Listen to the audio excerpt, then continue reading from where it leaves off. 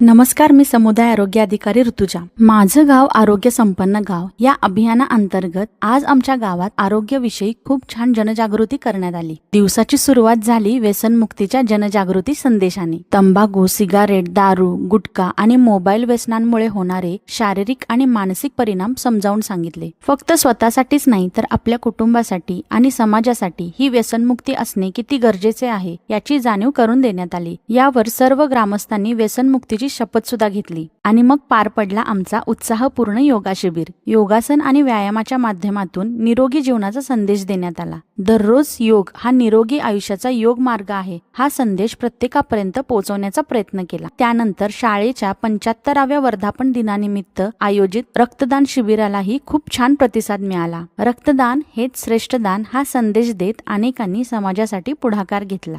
असे उपक्रम गावाला फक्त आरोग्यदायीच नाही तर जागरूक आणि एकजूट सुद्धा बनवतात.